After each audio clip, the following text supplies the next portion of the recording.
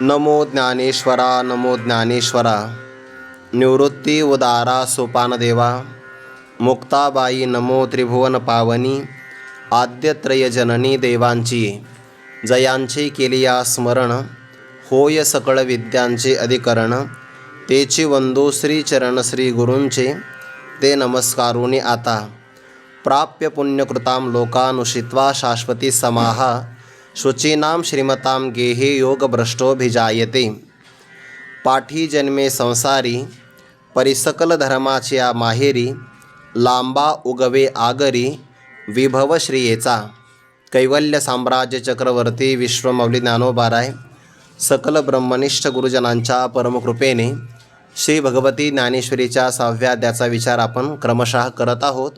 या अध्यायाच्या अंतिम भागामध्ये भक्तराज अर्जुनाने देवाला प्रश्न विचारला की परमार्थ मार्गामध्ये असणारा एक साधक असा आहे की ज्याच्याकडे श्रद्धा चांगल्या प्रकारची आहे, परंतु श्रद्धेचा भाग चांगला असतानाही भगवत प्राप्तीकरता जो अभ्यास करावा लागतो किंवा जितका पराकोटीचा प्रयत्न घडावा लागतो तेवढा प्रयत्न त्या साधकाचा जर नसेल आणि जर त्याला भगवत प्राप्तीचा योग आलाच नाही, योग म्हणजे ऐक्य झालं नाही किंवा ज्याला ब्रह्मदर्शन परब्रह्म साक्षात्कार झाला नाही, प्रयत्नांची शिथिलता असल्यामुळे किंवा आयुष्याची कमतरता असल्यामुळे किंवा तिसरं कारण जर त्याच्या अंतकरणामध्ये भोग वासना असेल विषयाच्या संबंधाने, तर अशा साधकाचा देह पडल्यानंतर त्याला नेमकी कोणती गती प्राप्त होते।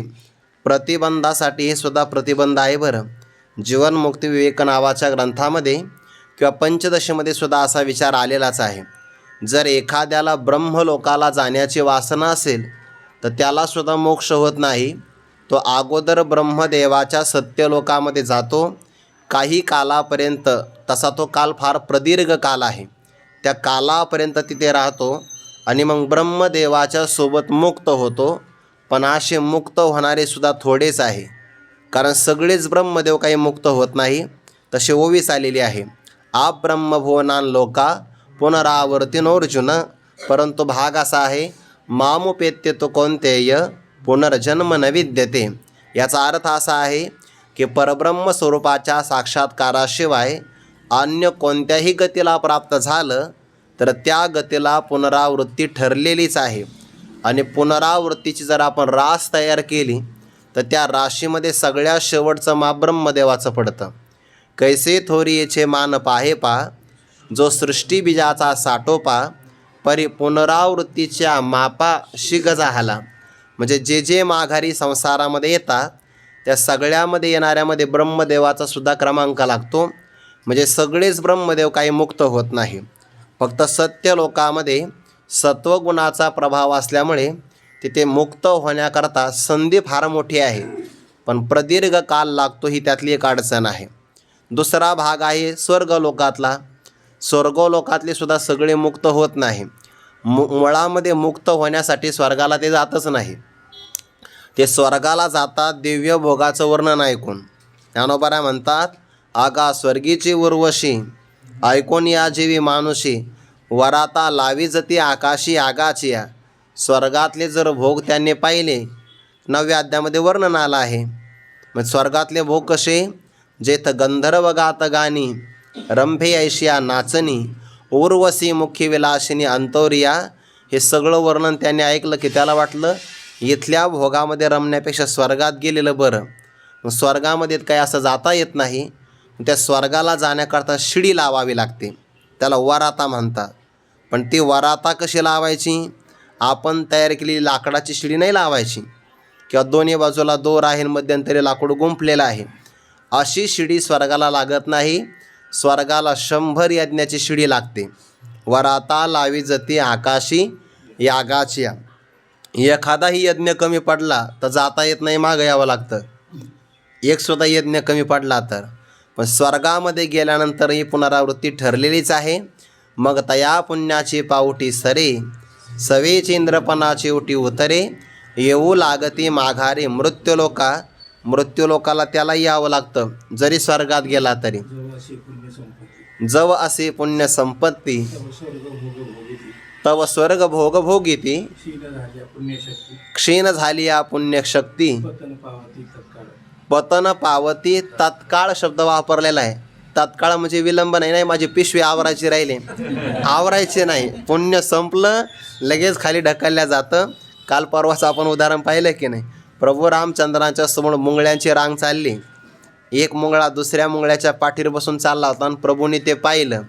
आता प्रभूला सगळ्यांचं सगळं कळतं ना. वेदाहम समतितानी वर्तमानानी चार्जुन भविष्यानी च भूतानी मामतो वेदन कश्चन. प्रभू हसलेन. जानकी मातेनं विचारलं, मोठी माणसं विनाकारण हसत नसतात, त्याच्या पाठीमागे हसण्याचं काहीतरी कारण आहे. काय कारण? म्हणे अगं हा जो पाठीवर बसलेला आहे ना, हा थोड्या वेळापूर्वी इंद्र होता आणि त्याला त्या खुर्चीची सवय लागली, खुर्चीवर बसण्याची. त्यामुळे त्याला पराभव सहन होईना म्हणून तो दुसऱ्या मुंगळ्याच्या पाठीवर बसून चालला आहे. पतन पावती तात्काळ म्हणजे स्वर्गातूनही मागं यावं लागतं. फक्त एकच पर्याय आहे की जिथे गेल्यानंतर पुन्हा माघारी यावं लागत नाही. यम प्राप्य न निवर्तन्ते तद्धाम परमं मम किंवा यद गत्वा न निवर्तन्ते तद्धाम परमं मम. असं गीतेमध्ये हा भाग दोनदा आलेला आहे. एकदा आला आहे 8व्या अध्यायामध्ये, यम प्राप्य न निवर्तन्ते, ज्या पदाला प्राप्त झाल्यानंतर पुन्हा माघारी तो येत नाही. हा भाग आहे का जिथे गेल्यानंतर पुन्हा माघारी यावं लागत नाही. ज्ञानोबा याकरिता फार चांगली उदाहरणं देतात आपल्यासमोर. जसा गंगेचा ओघ समुद्रामध्ये गेला तर पुन्हा माघारी येत नाही. अंतराळामध्ये गेलेला वन्नी ज्वाळा पुन्हा माघारी येत नाही. तापलेल्या लोखंडावर पडलेलं पाणी जसं परत मिळत नाही, किंवा मिठापासून तयार केलेली हत्तीन समुद्र स्नानाकरता गेली आणि म्हणे तिथं थोडी जागा कमी होते, आळंदीत आणून आपण ते चांगलं स्वच्छ करू, तर ती पुन्हा माघारी येत नाही. महोदधी का मिनले गांग जैसे स्त्रोत जैसे, किंवा नाना गेली अंतराळा न येतीची वन्नी ज्वाळा, नाही तप्त लोहनी जळा निगणे जेवी, का लवनाची कुंजरी सुदलिया लवन सागरी, होयचे नाम आघारी परती जेवी. हे झाले उदाहरणं. तेवी मजसी एकवट, जे जाले ज्ञाने चोखट, तया पुनरावृत्तीचे वाट मोडले गा. या ओवीतला एक ना एक शब्द महत्त्वाचा आहे बरं. आपल्याला ज्ञानेश्वरीतले सिद्धांत हे सिद्धांत रूपाने जर मान्य झाले तर आपल्या मनामध्ये शंका येत नाही. ओवीचा भाव किती गोड आहे. तेवी मजसी एकवट, माझ्याशी तो एकरूपतेला प्राप्त झाला पाहिजे. मग कशाने होईल? कर्माने होणार नाही, उपासनेनं सुद्धा होणार नाही. तेवी मजसी एकवट, जे झाले पण कसे? ज्ञाने, आणि पुन्हा शब्द वापरला चोखट, शुद्ध ब्रह्मज्ञानाने आत्मज्ञानाने जे माझ्याशी एकरूप झाले, तया पुनरावृत्तीचे वाट मोडले का.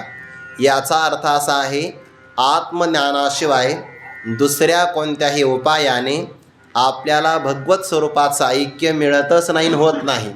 आणि ऐक्य झाल्या वाचून पुनरावृत्तीला येण्याचा मार्ग हा संपत नाही. नाहीतर किती मार्ग करा, पुनरावृत्ती ठरलेली आहे. हा साधक योग्य मार्गाने निघाला होता, परंतु भगवत प्राप्तीचा योग जीवनामध्ये न येता अंतकाळ जवळ आला म्हणा किंवा आणखीन काही कारणं, त्यामुळे त्याला या जीवनामध्ये योग संसिद्धीम अप्राप्य, त्याला भगवत स्वरूपाचा योग आलाच नाही. मग त्याला नेमकी कोणती गती प्राप्त होणार? काम गतिम कृष्ण गच्छती, तो अधोगतीला जातो की मनुष्य गतीला प्राप्त होतो, मोक्ष गतीला तर काही जात नाही. मग त्याचा नाश तर होत नाही ना.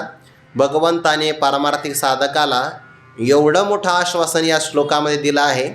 हे सगळे आश्वासनं वाचून साधकाने आपल्या परमार्थ चिंतनाविषयी, साधनेविषयी लोकांकडून किंवा स्वतःच्या मनाकडून कधीही प्रतारणा करून घेऊ नये. आपण योग्य मार्गाला लागलेलो आहोत, त्याच्यामुळे आपला कधीही विनाश होणार नाही. एखादा व्यक्ती जर पंचविषयांच्या पाठीमागे लागला तर त्याचा इहलोकात नाशच आहे, आणि इहलोकात पुण्य न कमवल्यामुळे परलोकामध्ये सुद्धा विनाशच आहे. पण साधकाचा मात्र भाव एवढा अपूर्व आहे की परमार्थ करत असताना जरी त्याचा देह पडला तरी त्याचा विनाश होत नाही. परलोकामध्ये त्याला सद्गती चांगली मिळते. पार्थ नैवेह नामूत्र विनाशस्तस्य विद्यते नहि कल्याणकृत कष्टित दुर्गतीम तात गच्छति.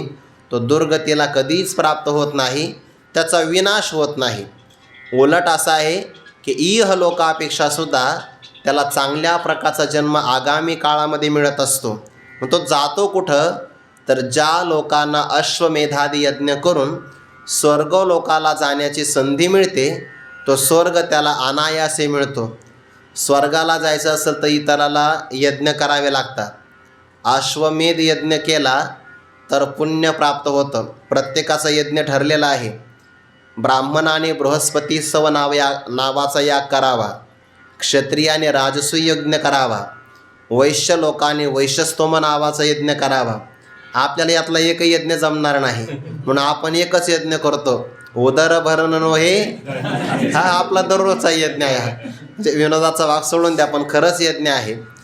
कारण बाकीच्या यज्ञामध्ये बाहेर आहुती समर्पित करावी लागते आणि उदरामध्ये असणारा वैश्वानर नावाचा अग्नी जो साक्षात परमात्म स्वरूप आहे, अहम वैश्वानरो भूत्वा प्राणिनाम देहमाश्रितः प्राणापान समायुक्त पचाम्यन्नम चतुर्विधम, या भगवंताला अन्नाची आहुती समर्पित केली तर दररोज आपल्याकडून यज्ञ होतो. पण त्या यज्ञाचे नियम पाळूनच तो केला पाहिजे. हा यज्ञच आहे. अश्वमेध यज्ञ प्रभू रामचंद्राने केला, पण जीवनात एकदाच. भगवंताने अश्व सोडला आणि तो अश्व ज्या ज्या भूमीतून जाईल ती भूमी आपल्या मालकीची होते. जर एखाद्याने मान्य नाही केलं तर युद्ध करावं लागतं. प्रभू रामचंद्रांचा तो अश्वमेध पाहिला, जगातल्या सगळ्या लोकांनी तो अडवलाच नाही. कारण ज्यांनी रावणाचा पराभव केला त्या आपला पराभव का करणार नाही? बाकी कोणीसुद्धा प्रभूंच्या अश्वाला अडवलं नाही. आणि तो अश्व जवळ आला नगरीच्या. आल्यानंतर लव आणि कुश या दोन बंधूंनी तो अडवला, सगळ्यांचा पराभव केला. भरत शत्रुघ्नसुद्धा बंदिवासामध्ये, लक्ष्मणजींनासुद्धा मूर्छा प्राप्त झाली. या रथी महारथींचा पराभव झाला तर हनुमान तिथं गेले आणि हनुमंतांनी ते बालक पाहिले तर प्रभूला विनंती केली, प्रभू एवढे पराक्रमी जर बालक असतील, माझी जर भक्ती खरी असेल तर मला या बालकांच्या आईवडिलांचं दर्शन घडावं. डोळे लावले तर प्रभू रामचंद्रांचं जानकीचं दर्शन झालं. हनुमान म्हटले, वा वा, आता ही संधी आहे. बुद्धिमतां वरिष्ठम. आणि हनुमान स्वतः बंदिवासामध्ये पडले. प्रभूलाही आश्चर्य वाटलं, ज्या हनुमंताला कोणीच आतापर्यंत पराभूत केलं नाही. एका रात्रीमध्ये द्रोणागिरी आणला, रावणाची लंका जाळली आणि 2 बालक हनुमंताचा पराभव करतात. याचा अर्थ बालक पराक्रमी असले पाहिजे. आणि प्रभू स्वतः हजर झाले. प्रचंड युद्ध झालं. आपल्याला माहिती आहे, मध्यस्थी करून पुन्हा युद्ध विराम पावलं. अश्वमेध एवढा कठीण असतो आणि प्रभूंनी सुद्धा आपल्या जीवनामध्ये एकदाच केला. असा अश्वमेध यज्ञ ज्यांच्याकडून घडला त्या लोकांना स्वर्गामध्ये जायला संधी मिळते. आणि पारमार्थिक साधकाला ते अश्वमेध यज्ञाचं पुण्य न करतासुद्धा त्याला स्वर्गामध्ये पुष्कळ दिवसापर्यंत राहता येतं. बाकीच्यांना तरी जोपर्यंत पुण्याचा बॅलन्स आहे तोपर्यंत राहता येतं.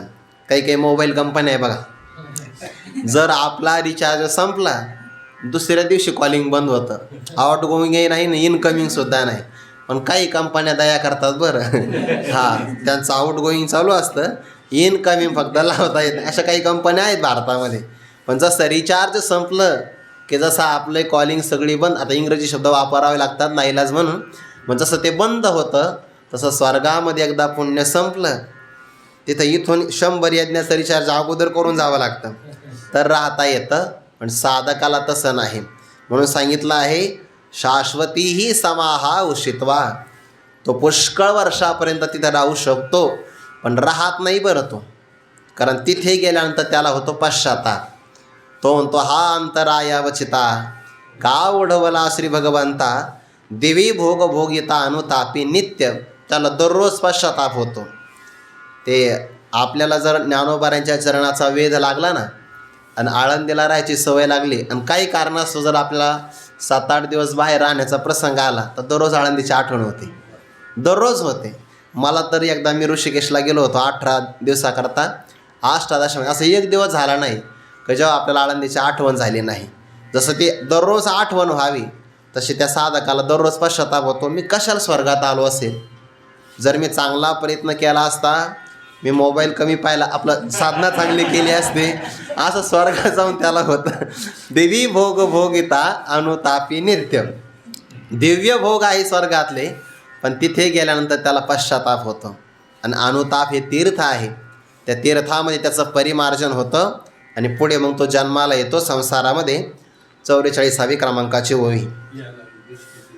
या लागे दुष्कृती जरी झाला, तरी अनुताप तीर्थे नहाला, हा हो निमच आत्वा आला सर्व भावे.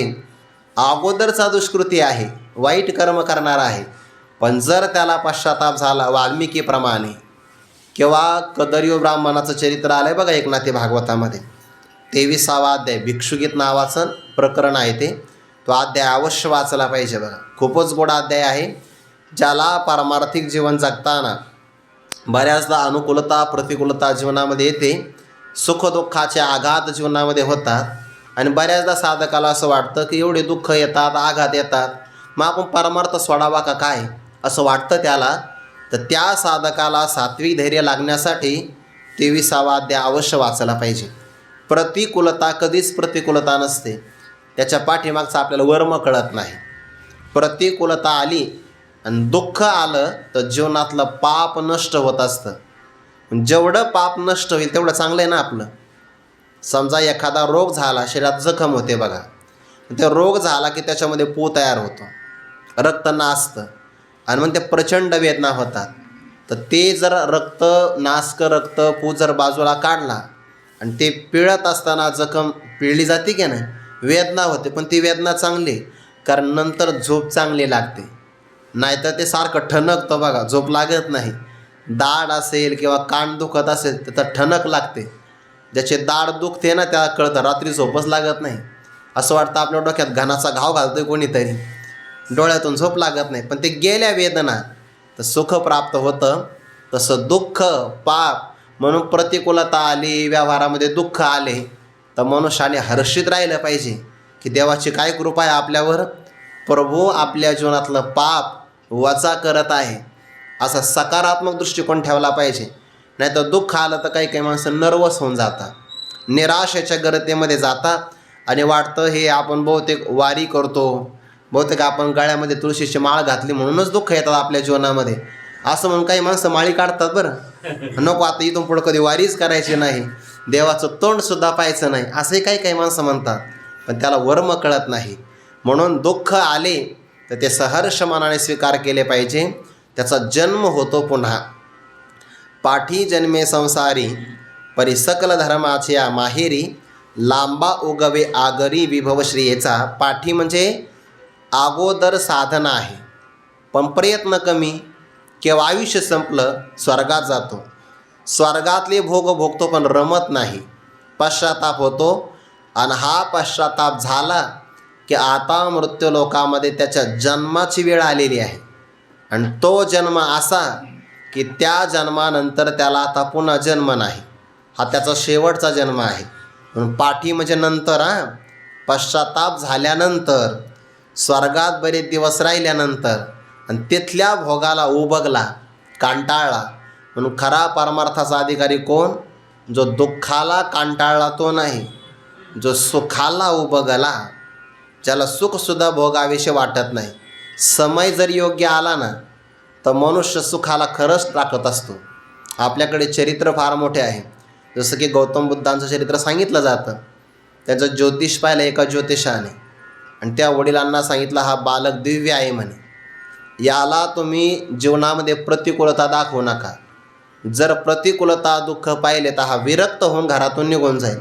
राजपुत्र आहे, राजाने व्यवस्था अशी केली, सगळे सेवक बदलून टाकले, सगळे तरुण, एकही म्हातारा व्यक्ती ठेवला नाही, वयोवृद्ध तर ठेवलाच नाही राज्यामध्ये, दिसूच नाही. आणि सगळ्या खिडक्या दरवाजांना असे पडदे लावले, बाहेरच्या जगाचं दर्शन होऊच नाही. पण जेव्हा योग येतो योग्य काळामध्ये, योगच यावा लागतो, योग आल्याशिवाय योग्य गोष्टी घडतच नाही, प्रतीक्षा करावी लागते. बरं योग यावा लागतो, योग आला की सगळं घडतं. राजदरबारातून बरेच दिवस उबगले निघाले बाहेर फिरायला. एका मित्राला सोबत घेतलं, जाता जाता एका आजारी व्यक्तीचं दर्शन झालं. म्हणे हा सारखं का खोकतो आहे? महाराज याला खोकला झाला, क्षयरोग झाला म्हणे याला. म्हणे मग हा सगळ्याला होऊ शकतो? हो, तुम्हालासुद्धा होऊ शकतो. म्हणजे शरीरामध्ये रोग येऊ शकतात. बरं, पुढे गेल्यानंतर त्याने एक अवयववृद्धाला पाहिलं, जो कमरेतून वाकलेला आहे आणि काठीच्या आधाराने चालतो. म्हणजे हा व्यक्ती सरळ का चालत नाही? महाराज हा झाला आहे वयोवृद्ध, ही वार्धक्य अवस्था सगळ्यांना येऊ शकते. पुढे गेल्यानंतर एक प्रेत यात्रा पाहिली. 4 लोकांनी एका व्यक्तीला खांद्यावर घेतलं. म्हणे हा वरचा व्यक्ती लयच वजनात चालला. म्हणे वजनात नाही महाराज, गेलाय म्हणे हा, पण हा स्वतः स्मशानात जाऊ शकत नाही, म्हणून 4 जण त्याला घेऊन चालले. याला काय म्हणतात? म्हणजे ही वार्धक्य अवस्था आहे. पाठीमागची नाही, ही मृत्यू अवस्था आहे, त्याच्या अगोदरची वार्धक्य अवस्था, त्याच्याही अगोदरची रुग्ण अवस्था. आणि हे सगळे शरीराचे धर्म आहे.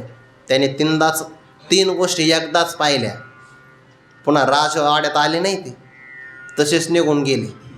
आम्ही दररोज पाहतो, एक पाहता एकाचे दहने, हे दररोज पाहतो. आणि आपल्याला असं वाटतं बाकीचे जाणार आहे आणि आपण त्यांना वाट लावणार आहे, आपण नाही जाणार, असं वाटतं की नाही? योगच यावा लागतो. योग आला की प्रतिकूलतासुद्धा मोक्षाला अंतर्मुख करते. पाठी जन्मे संसारी. किंवा दुसरं उदाहरण भरतांचं आहे. गौतम बुद्ध राजसुखाला कंटाळे निघून गेले आणि भरतांचं चक्रवर्ती सम्राट आहे, त्याने दिगमंडल चिंतेले, समुद्रवलयांकित राज्य केले, नाना भोग भोगेले जे नाही देखिले सुरवरी. सगळं होतं अनुकूल. अनुकूल स्त्रिया पुत्र, अनुकूल मंत्री पवित्र, अनुकूल राज्य सर्वत्र. ते त्यागिले विचित्र नाना भोग. त्या सगळ्या भोगांचा परित्याग त्यांनी केला. योग्य समय आला की त्याग होत असतो. पाठी जन्मे संसारी. कोणत्या घरामध्ये कुळात जन्माला येतात? जे घर सगळ्या धर्मांचं माहेर घर आहे, जिथे वर्णधर्म, आश्रमधर्म, वाट्याला आलेलं प्रासंगिक कर्म, नित्यनैमित्तिक कर्म किंवा दैवी संपत्तीचे सगळे सद्गुण हे धारण केल्यानंतर जगताची चांगल्या प्रकारे प्रतिष्ठा होते. म्हणून 26 प्रकारची दैवी संपत्ती, यालाही धर्म असं म्हणतात. दया तेथे धर्म, धर्म तेथ सुखागम, सुखी पुरुषोत्तम असे जैसा, अशा उत्तम कुळात त्याचा जन्म होतो. परी सकल धर्माच्या माहेरी. आणि जिथं धर्माचा ओलावा असतो ना, तिथे समृद्धी वाढत असते. जेथे अधर्म घडतो ना, तिथे असलेली सुद्धा समृद्धी ऱ्हासाला प्राप्त होते. उदाहरण देतो. दुर्योधनाला हस्तिनापुराचं राज्य प्राप्त होतं आणि त्याने द्यूतकर्म खेळून पांडवांचं इंद्रप्रस्थसुद्धा मिळवलं होतं. युद्ध न करता बरं, फक्त द्यूतकर्म खेळून, म्हणजे फक्त डाव लावला होता. त्या डावामध्ये सगळं मिळवलं की नाही, पण अधर्म होता, अधर्म म्हणून ऱ्हास पावला. आणि धर्मराजाचा धर्म होता म्हणून गेलेलंही मिळालं आणि बाकीचंही मिळालं. म्हणून धर्माचा आश्रय असेल तर सगळं मिळतं, आणि अधर्म मार्गाने कमवलं तर असलेलं सुद्धा निघून जातं. म्हणून उशीर लागला तरी चालेल, पण भ्रष्टाचारातून श्रीमंत होऊ नये, प्रामाणिकपणाने झालं पाहिजे. सकल धर्माच्या माहेरी. धर्माचा ओलावा असल्यामुळे विभव म्हणजे वैभव आणि श्री म्हणजे लक्ष्मी. वैभव लक्ष्मी इतके वाढते, जसं भाताच्या शेतीतून ते भाताचं पीक आपण कापून नेल्यानंतर त्याचा बुडूक जो असतो, त्या बुडकातून पुन्हा नवीन अंकुर फुटतात, त्याला लांबा उगवे असं म्हणतात. तशी संपत्ती खर्च केली की पुन्हा त्यांची संपत्ती वाढतच जाते. अशी त्यांची संपत्ती असते. संत दिसायला बाहेरून गरीब दिसतात, फार श्रीमंत असतात. काल आपण तुकोबरांचे एक उदाहरण पाहिलं ना, एकच डबू पैसा दिला होता सेवकाला. त्या अख्ख्या भारताची तीर्थयात्रा करून आले तरी पैसा संपला नाही. पण ज्याला दिला त्याची बुद्धी फिरली, तो मारा हरवला. आता तू म्हणतो तो हरवलाच असेल, खरंच हरवला, परत सापडला नाही. तो संतांची संपत्ती खर्च नाही होत. धर्माचं माहेर आहे ते घर आणि ऐश्वर समृद्धीची भरभराट आहे. पुढे ते घर चालतं कसं किंवा कोणत्या मार्गाने चालतं? जया ते नीती पंथे चालीजे, सत्य धूत बोलीजे, देखावे ते देखीजे शास्त्रदृष्टी. जयाते नीती पंथे चालीजे. नीती पंथे म्हणजे नीती पंथाने. म्हणजे काय झालं? तृतीय विभक्ती आली. तो नीतिपंथावर चालत नाही, मग नीतिपंथ त्याला आपल्या मार्गाने चालवितो. काय अधिकार असेल त्याचा? का नीतिपंथी नाही ना, पंथी तेनेचे पंथे म्हणजे पंथाने तृतीय विभक्ती आहे. जया ते म्हणजे ज्या घराला ज्या कुळाला नीतिपंथ चालवितो, किंवा आपल्याला समजण्याकरता जे संपूर्ण घर नीतीच्या मार्गाने चालतं, म्हणजे वेदाने प्रतिपादन केलेले सिद्धांत आणि त्या सिद्धांताला अनुकूल असणारे नियम, की ज्यामुळे आपली इहलोकातली आणि परलोकातली चांगल्या प्रकारे भरभराट ऐश्वर अभ्युदय वाढतो, त्याला नीती असं म्हणतात. वैकुंठ वश्य गुरुवरे घुलेबाबा सांगायचे व पाठामध्ये, काही माणसं धार्मिक असतात आणि काही नीतिमान असतात. बरेच धार्मिक माणसं नीतीचं उल्लंघन करतात. म्हणून धर्म आणि नीती हे सोबत चालली पाहिजे. धर्म पुल्लिंगी आहे, नीती शब्द स्त्रीलिंगी आहे, तर त्या धर्म आणि नीतीचं साहचर्य असावं, म्हणजे ते सोबत चालले पाहिजे. उदाहरणार्थ दिलाय उदाहरण, दया तिचे नाव, भूतांचे पालन, आणि पुढे अनेक निर्दलन कंटकाचे, धर्मनीतीचा हा ऐसा व्यवहार. तो कोपराने एकच प्रमाण सांगितलं. दया धर्म आहे आणि कंटकाचं निर्दलन करणं ही नीती आहे, तर ही सोबत चालली पाहिजे. सगळ्याच प्रसंगाला दया करायची नसते. कधी कधी शासनसुद्धा केलं पाहिजे, तीसुद्धा दयाच आहे. एखादा चोर आहे किंवा अपराधी आहे, तर त्या अपराधी पुरुषाला शासन करणं हे नीती आहे. बरं, त्याला राजनीती म्हणतात. तुम्हाला उदाहरण, सध्याच्या काळात झालं काय, धर्म आणि नीती सोबत नाही, म्हणून धर्माच्या बरोबर कडक नीती पाहिजे.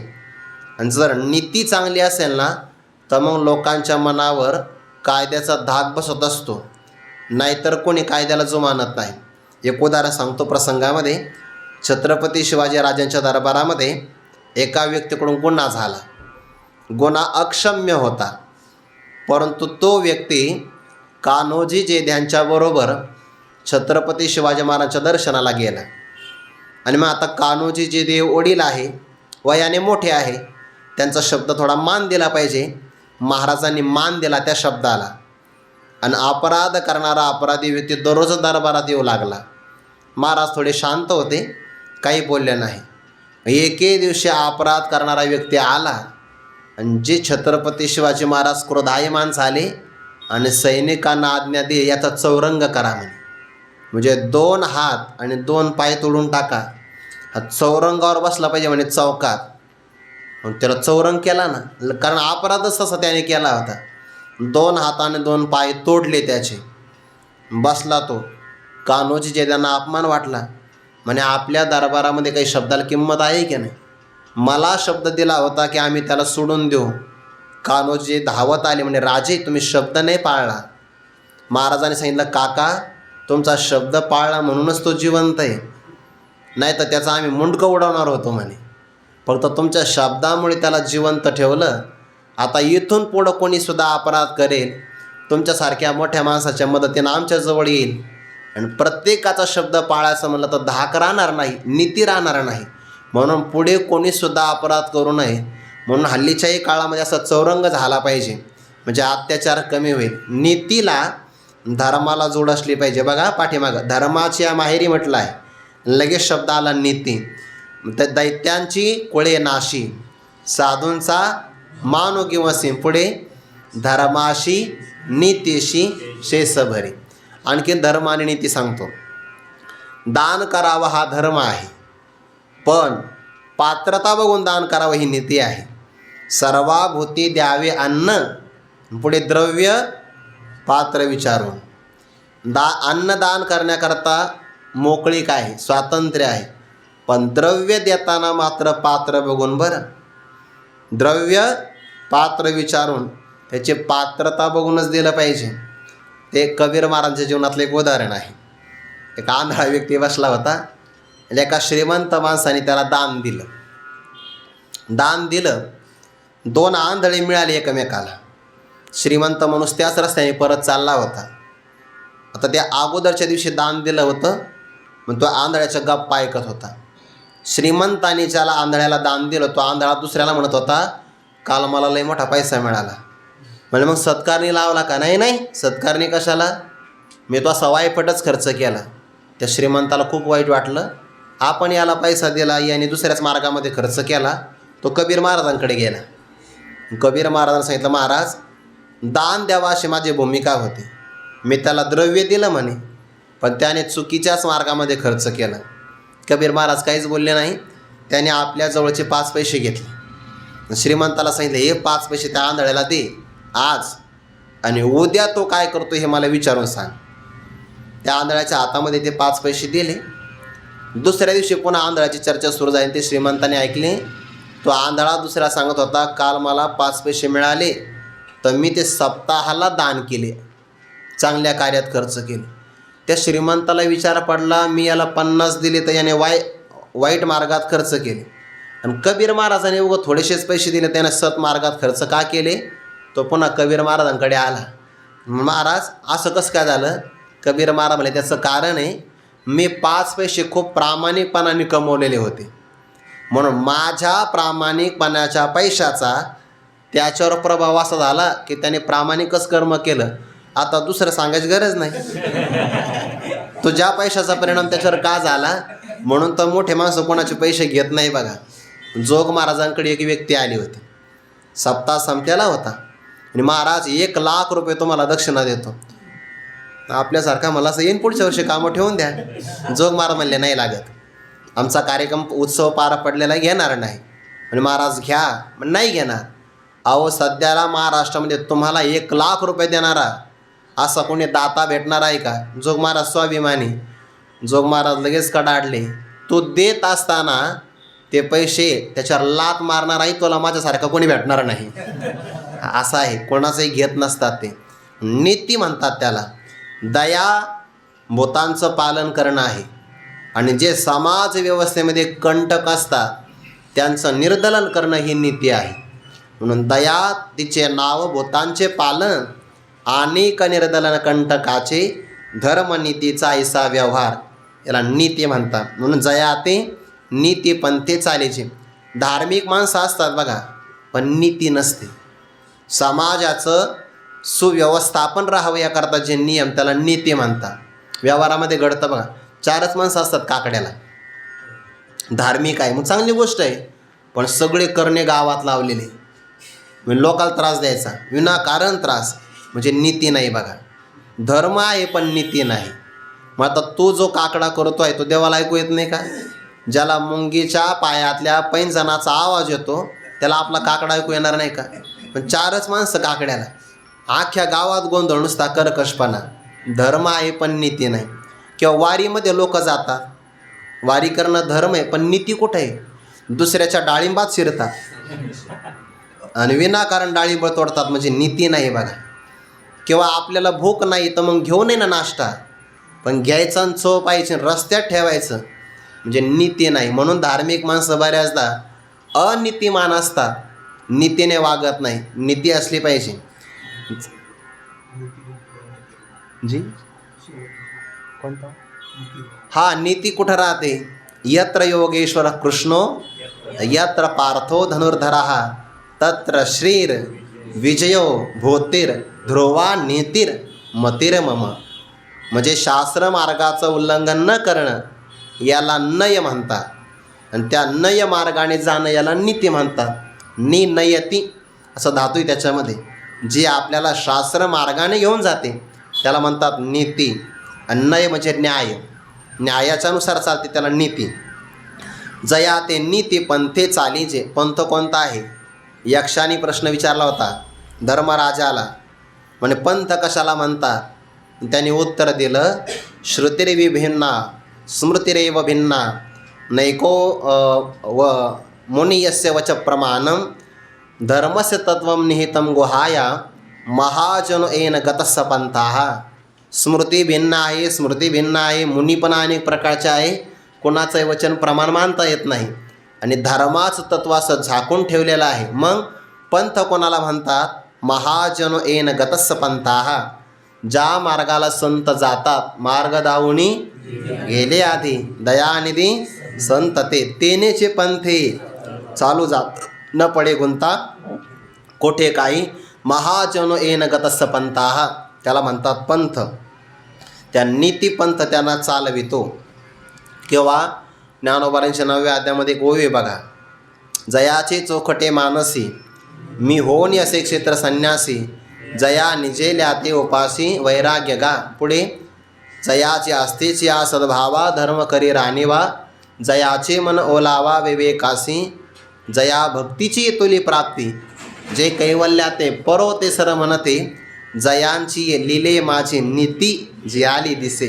संत नीती मार्गाने चालत नाही, उलट ते जे चालतात ते नीती तयार होते.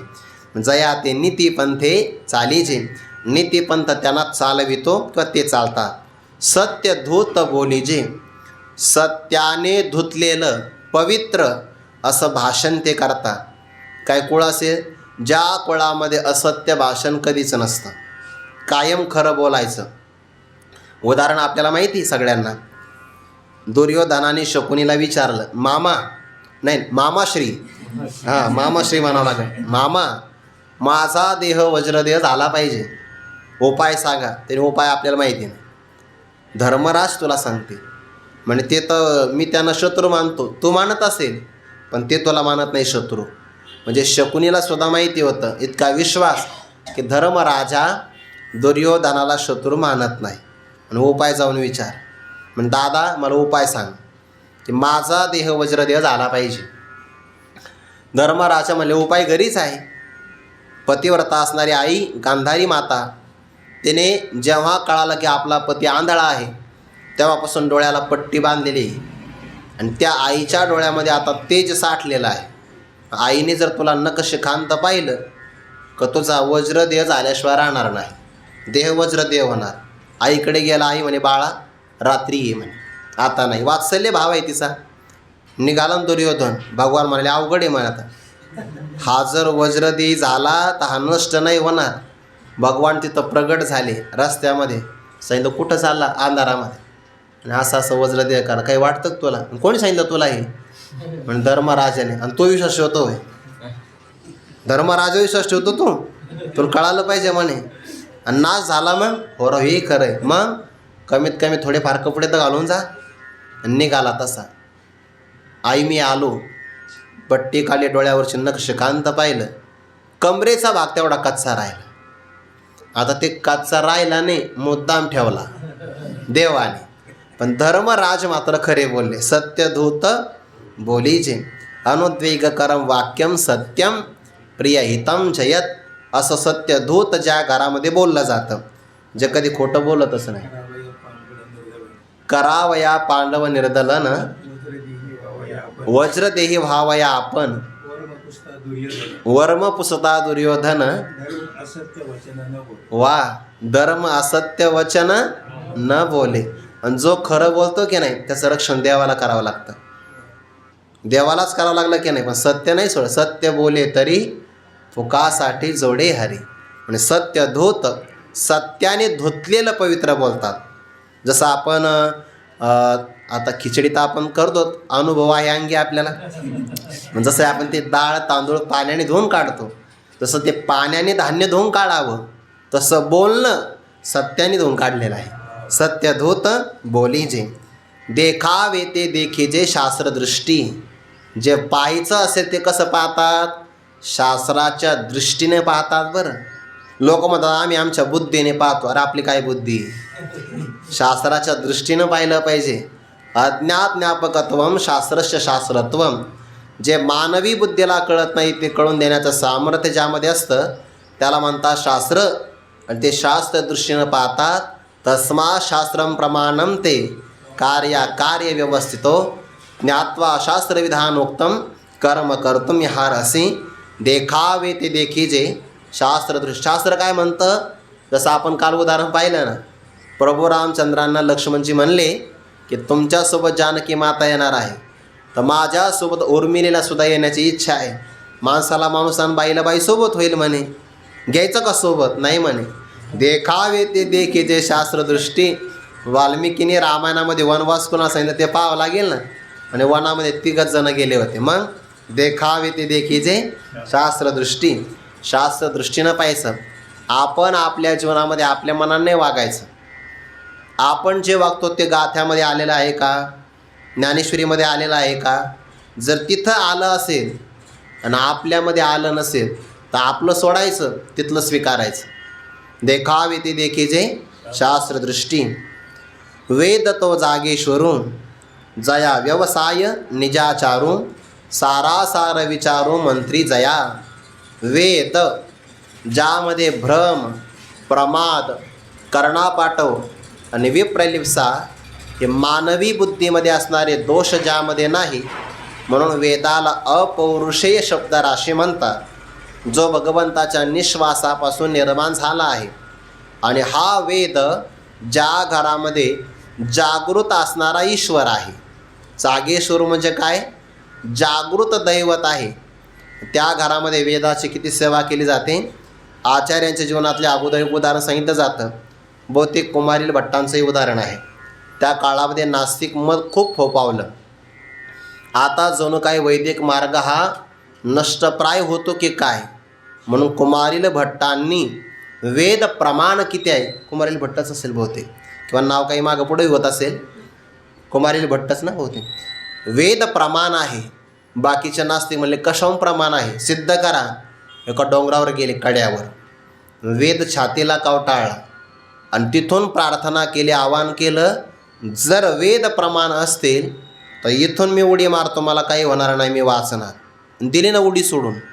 उंच डोंगराच्याकडून उडी मारली, काहीच लागलं नाही. फक्त डोळ्याच्या वरती थोडीशी एक काहीतरी वरखडा लागला. त्यांनी विचार केला, मी पूर्ण वाचलो, वरखडाच का लागला. मोठी माणसं अंतर्मुख असतात. ते म्हणले, मी काय म्हटलो, जर वेद प्रमाण असतील तर मी जर तरची भाषा कशाला करील, असं म्हणायला पाहिजे होतं. वेद प्रमाणच आहेत, पण मी जर भाषा केली म्हणजे विकल्प आला. जर वेद प्रमाण असेल तर मी वाचेल ना, असं नव्हतं म्हणायला पाहिजे. वेद प्रमाणच आहे, मी नक्की वाचणार. एवढा का वेना जर तरचा भाव आला ना, म्हणून आपल्याला वरखडा लागला. प्रायश्चित्त घेतलं त्यांनी. धान्याच्या भुसापासून तयार केलेला, त्याला तुषाग्नी म्हणतात, तो सेवन केला. काय आराधना असेल वेदाची. सध्याच्या काळामध्ये वेदाची निंदा करतात काही लोक, करू नये बघा. वेदा निंदितो चांडाळ म्हटलं आहे, महासूतकी आहे तो. म्हणून वेद सामान्य गोष्ट नाही. वेदाचं वर्म लोकाला कळत नाही, म्हणून वेदाला नाव. आपल्याला कळत नसेल ना, संत वाङ्मयाचं अध्ययन करा ना. आपल्याला जाऊ द्या, आता कीर्तनकाराला श्लोक म्हणता येईना.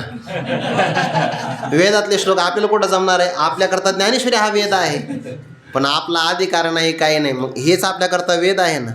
वेदाला नाव ठेवू नये बघा. जो वेदाची निंदा करतो त्याला नास्तिक म्हटलं आहे. नास्तिको वेद निंदका. पण हे तसं कोण नाही. वेद म्हणजे जागृत आराध्य दैवत आहे त्यांचं. वेद तो जागेश्वरू, जया व्यवसाय निजाचारू.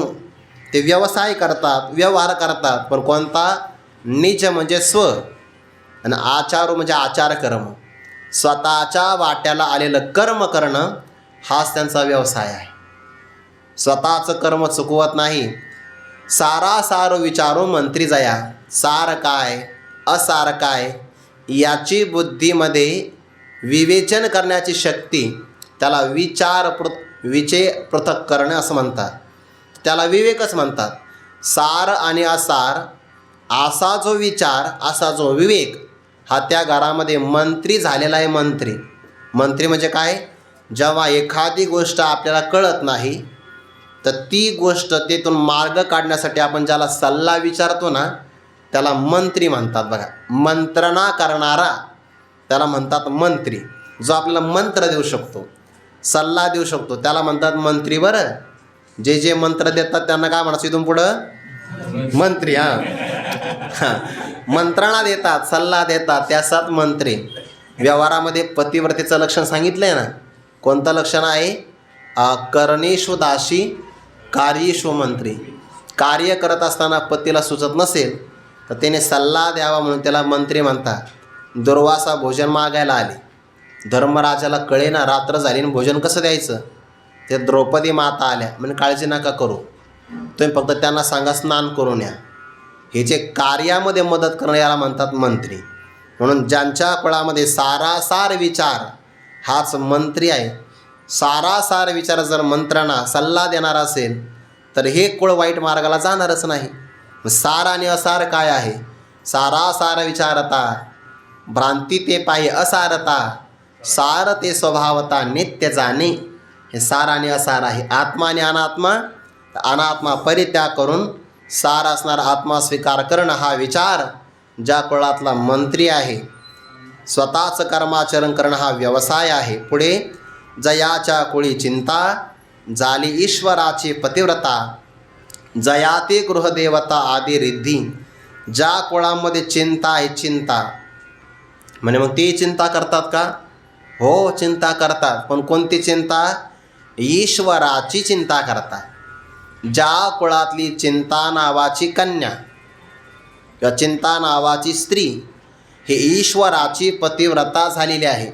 जशी पतिव्रता माऊली एका पती वाचून इतर कोणाचा विचार करत नाही, तसं ज्या कुळामध्ये मानसिक असणारी चिंता, चिंतनाचा विषय फक्त ईश्वर आहे, तसे ईश्वरा वाचून काही जे अनेक लानी नाही ते एकची बुद्धी पाही अर्जुना जगी.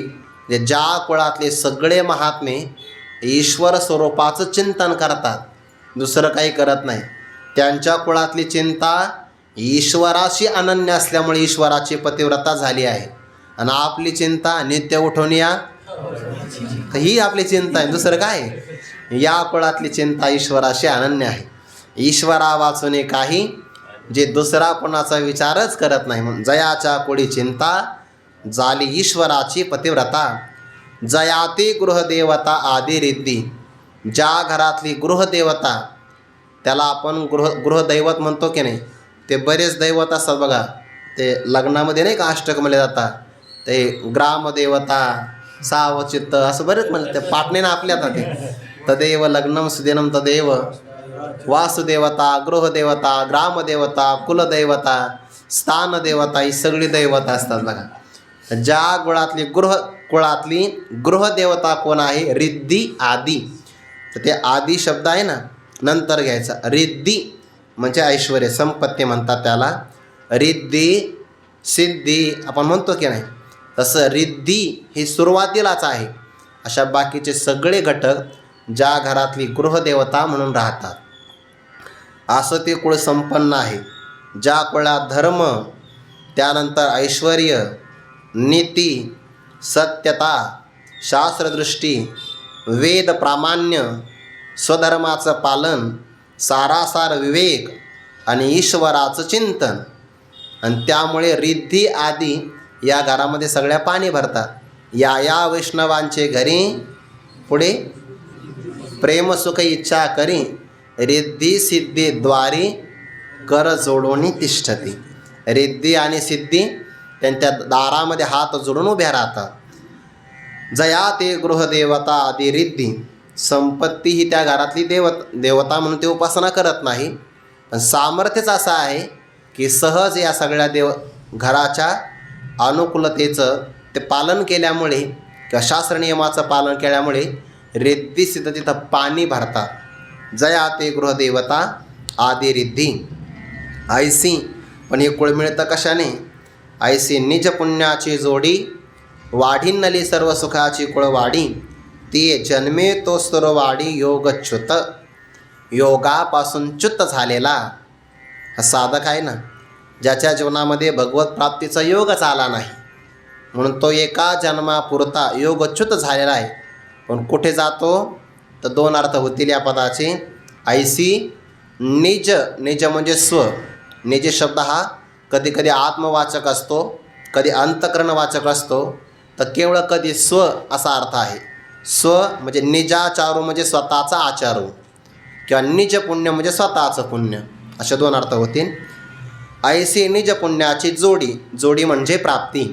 असं स्वतःच्या पुण्याची प्राप्ती झालेली आहे असं ते कुळ घ्या. किंवा गत जन्मामध्ये असं काही स्वतःचं पुण्य त्या साधकाने मिळवलेलं आहे, आणि त्या पुण्याच्या जोरावर ज्या घरामध्ये वाढींनली सर्व सुखाची कुळवाडी. कुळवाडी म्हणजे व्यापार. ज्या घरामध्ये सर्व सुखाचा व्यापार वाढलेला आहे. दोन भाव होतील. सर्व प्रकारचे सुख ज्या घरामध्ये व्यापाराच्या निमित्ताने वाढतात. असं सर्व शब्द वेगळा घेतला तर असा अर्थ लागेल. आणि सर्व विशेषण घेऊन जर सुखाला लावलं तर सर्व सुख शब्दाचा अर्थ होतो ब्रह्मसुख. ज्या घरामध्ये ब्रह्मसुखाचा व्यापार किंवा सर्व प्रकारच्या, कारण ब्रह्मसुखामध्ये सर्व सुखाचा अंतर्भाव होऊन जातो, असं स्वतःच्या पुण्याच्या प्राप्तीमुळं ज्या घरामध्ये सर्व सुखाचा व्यापार चांगल्या प्रकारे वाढलेला आहे, ती जन्मे तो सुरवाडी योगच्युत. सुरवाडी म्हणजे सुखाने असा असणारा तो योगच्युत महात्मा सुरवाडी म्हणजे सुखाने त्या घरामध्ये जन्माला येतो.